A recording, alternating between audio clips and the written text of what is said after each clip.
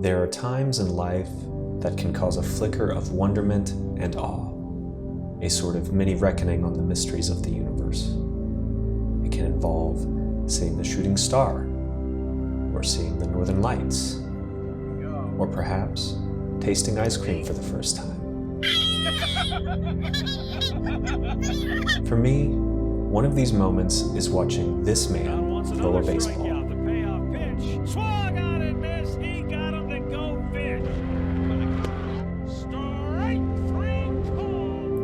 However, something happened to him the other day that made me sad, and I needed to explore why that could be. Oh my goodness, it nailed Kluber. Oh my goodness, it got him on the pitching arm, and that is not good. He held it down and then tried to flip the ball. It's really hard to tell where it got him. Right around the elbow. That's when you see he just put his arms up. On the pitching arm, it looked like maybe on the forearm. Get a second look here.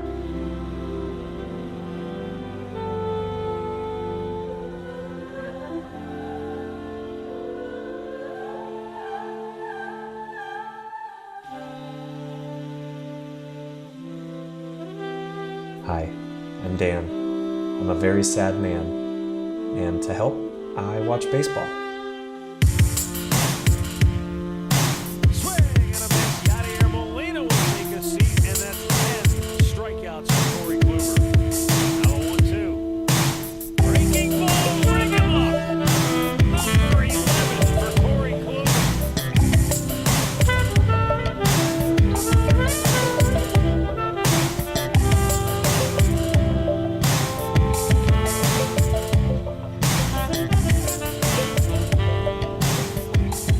Corey Kluber was hit by a 102-mile-per-hour comeback line drive directly into his right pitching arm. He suffered a non-displaced fracture in his right ulna. My wife, who is a healthcare professional, informed me that this injury means that the big bone in his forearm was cracked. It's possible he won't be seen in a uniform until the end of the year. This is devastating for the team. It has even sparked discussions of giving up on the season and trading away their good players. This made me sad. But why sad? Forget for a moment empathy for injured persons. I'm an Atlanta Braves fan, and I have been since the mid-90s. I have no connection to Cleveland, the Indians, or Corey Kluber personally. I don't watch Indians games, and I have no interest in doing so. And yet, me, a grown-ass man, is feeling sad about the thought of not seeing another grown-ass man throw a baseball 60 feet and 6 inches in a highlight reel every 5 days. From a high-level perspective, yeah, my feelings are quite silly. And yet, the presence of sadness implies former happiness. So I sought the answer to the question, what about him made me so happy? I did the research, and I came up with 2 distinct items.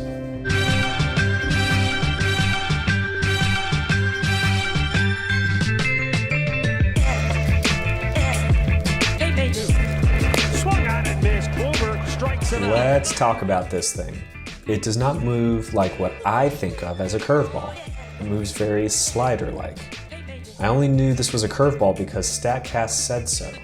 It takes a hard dive and breaks to the left-handed batter's box. I mean, look at this. It is without a doubt my favorite pitch he throws.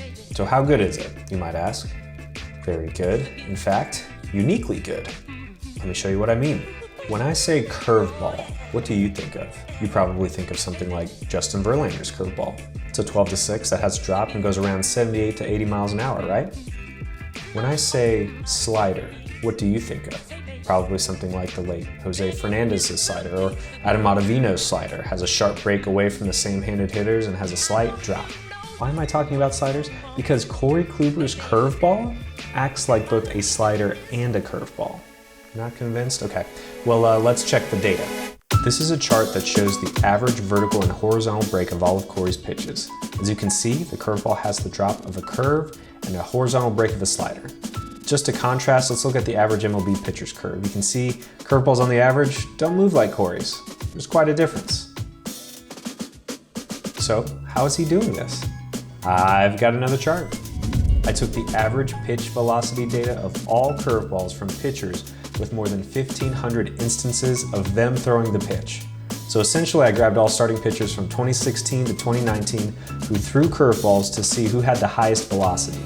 The farther up you go, the higher the velocity, the farther right you go, the more curveballs were thrown. Guess where Corey is? Yep, he is this dot. From my findings, no one has thrown a curveball as hard or as often as Corey Kluber. Want another chart? Let's go to chart 3.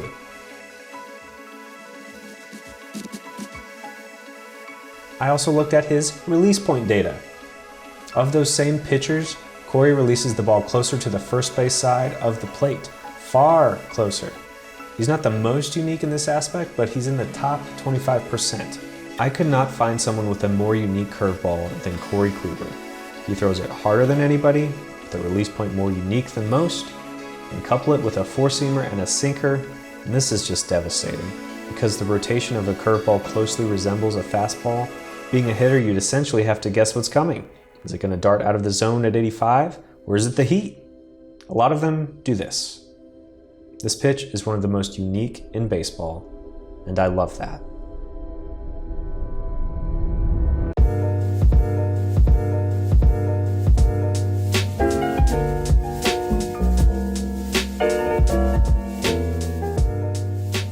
Cleveland Indians fans know Corey as Klubot due to his robotic-like demeanor on the mound. If Corey was getting shelled or throwing a no-hitter, you couldn't possibly know by looking at him. He has a poise and a calm like I've never seen in a pitcher. Corey's a pretty laid-back guy. He doesn't shy from the press, but he's more of a methodical and logical personality, definitely not flashy. Yeah, I mean, I think that's kind of how I am, whether it's on the mound or not. Pretty even-tempered, and I think that's what I've learned is the best way for me to pitch too. I'm not trying to go out there and force myself to get amped up or anything like that. I think you get enough adrenaline just naturally, from facing major league hitters and stuff. But I think it's those two different mindsets you talked about. You can be calm or whatever off the field, but once you're out there competing, there's that kind of nasty streak in everybody. His emotionless candor endears him to me and me to him because I think it's so weird and funny and at times badass.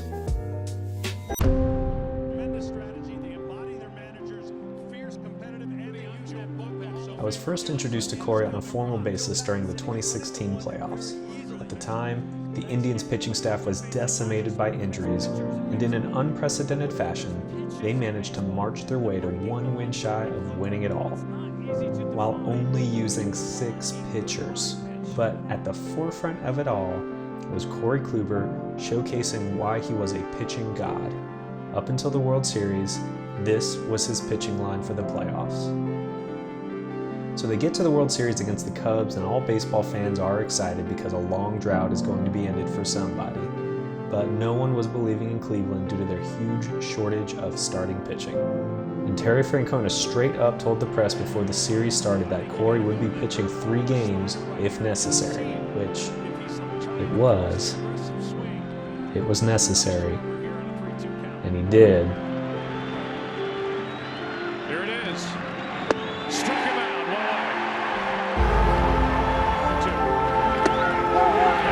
Down the middle, 2 out.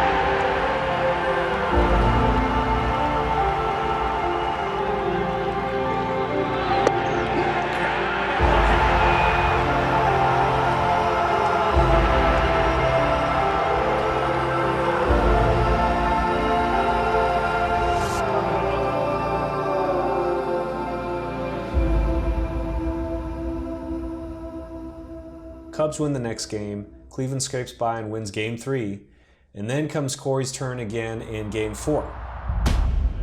In Wrigley Field, Corey does what he does.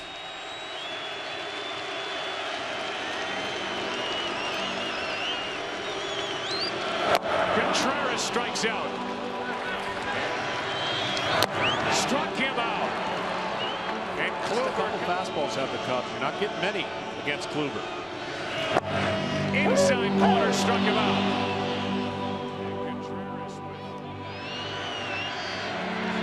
A strikeout ends the inning.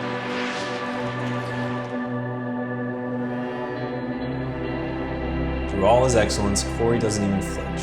no smile, no fist pumps, no hugs. It's business, kind of. For Corey, it's even further than that. It's a Zen-like peace of mind. There's a great little clip here that shows him explaining his ideology. I guess I think, I've talked about other guys that if you're always chasing a certain feeling, you might never get there. I think that to me, you try to make the best out of what you have each day. If you want to feel the way you felt 2 years ago, your body's different. You might never get to that point. So I view it more as, each day you want to feel like you have a grasp of your delivery that day and then go out there and execute pitches. This clip was very interesting to me in retrospect because I can't imagine what he was thinking in Game 7, but I'm sure that it helped him. I think we all know what happened. Well, I'll show it anyway. There's a nervous energy in this park. The 2-1. That's in the air to center. Back at the wall. It is gone. You can tell that Corey couldn't play Superman anymore. He was tired. And look, it was a Herculean effort. Corey dominating again would have been something that we wouldn't have ever seen in a World Series game. Oh, wait. Yeah. Well, at least we wouldn't have seen it in 2 years. Quick aside here.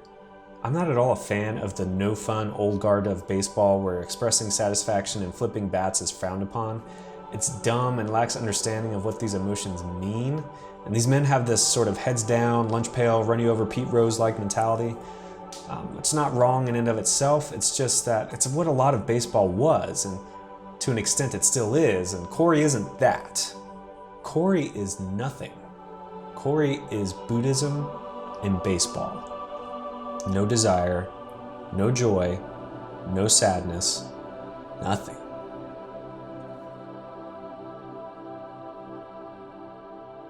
I watch baseball because I like to watch greatness.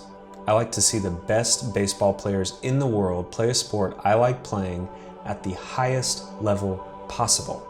I get a sense of what great things humans are capable of, and in a small way, in a derivative way, what great things I am capable of. And I think on a deeper level, Stephen Goldman from the Infinite Inning podcast said it right. Life is baseball, and baseball is life.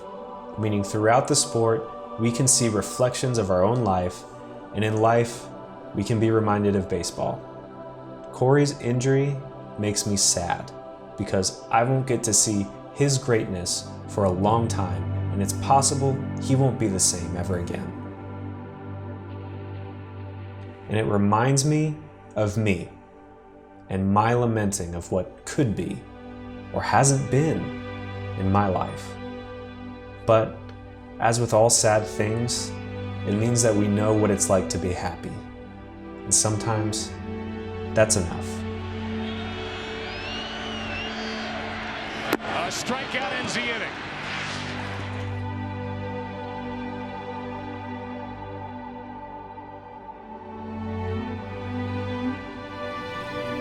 Folks, thank you so much for watching this video.